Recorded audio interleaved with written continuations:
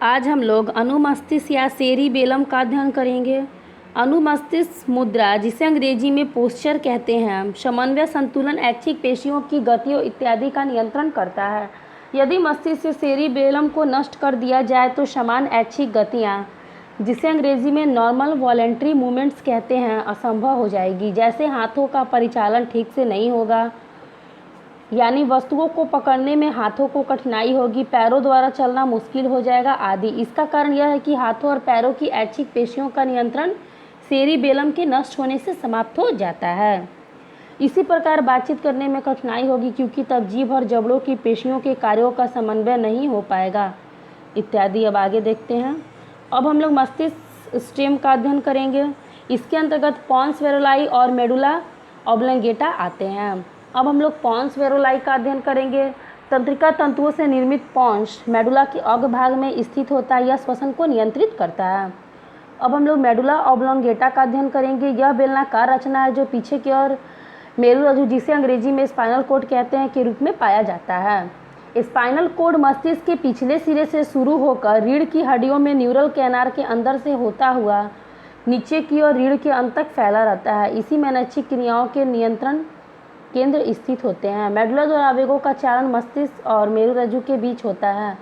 Medulla में अनेक तंत्रिका केंद्र होते हैं जो हृदय स्पंदन या हृदय की धड़कन, जिसे अंग्रेजी में हार्ट बीट कहते हैं, रक्तचाप, जिसे अंग्रेजी में ब्लड प्रेशर कहते हैं, और श्वसन गति की दर, जिसे अंग्रेजी में रेट ऑफ रेस्पिरेशन कहते हैं, का नियंत्रण करते हैं। मस्तिष्क के इसी भाग द्वारा विभिन्न प्रतिवर्ती क्रियाओं जैसे खांसना, छींकना, उल्टी करना, पाचक रसों के स्राव का इत्यादि का नियंत्रण होता है। हम लोग मस्तिष्क के कार्य का अध्ययन करेंगे।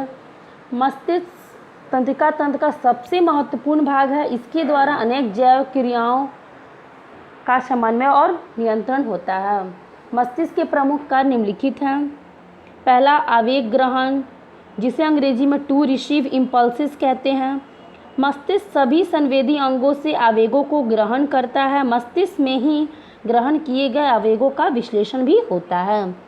दूसरा, ग्रहण किए गए आवेगों की अनुक्रिया, जिसे अंग्रेजी में responding to the impulses received कहते हैं। विभिन्न संवेदी अंगों से जो आवेग मस्तिष्क में पहुंचते हैं, विश्लेषण के बाद मस्तिष्क उनकी अनुक्रिया के लिए उचित निर्देश निर्गत करता है। मस्तिष्क द्वारा ये निर्गत आदेश या निर्देश फिर प्रेरक न्यूरॉन द्वारा अभिवाही अंगों जैसे पेशियों और ग्रंथों में पहुंचते हैं। अब अभिवाही अंग इन्हीं निर्देशों के अनुसार कार्य करते हैं। तीसरा, विभिन्न आवेगों का सहबंधन, जिसे अंग्रेजी में कोरिलेटिंग वेरियस इम्पल्सिस कहते हैं। मस्तिष्क को भिन्न भिन्न संवेदी अंगों से एक साथ कई तरह के आवेग या संकेत प्राप्त होते हैं।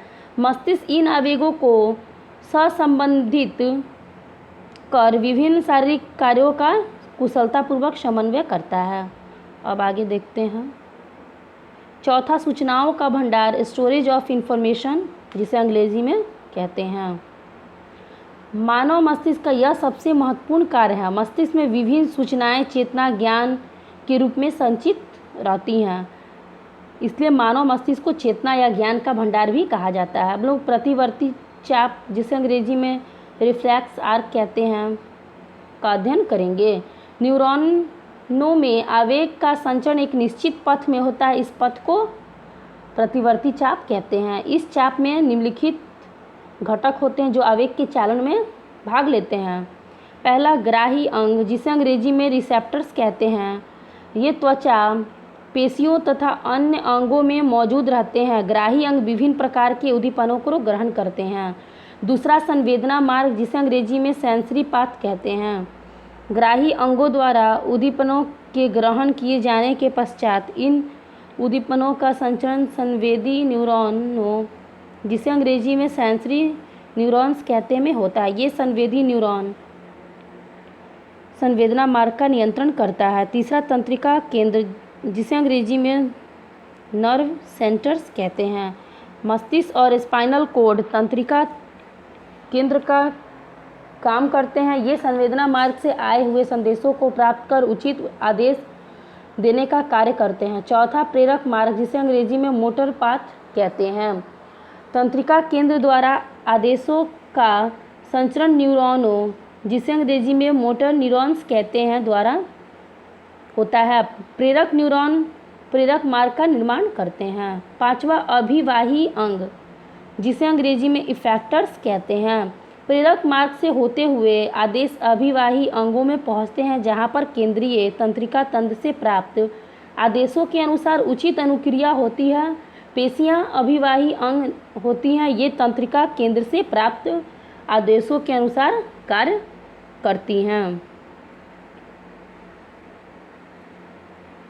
अगले वीडियो में हम लोग रासायनिक नियंत्रण एवं समन्वय का अध्ययन करेंगे। धन्यवाद।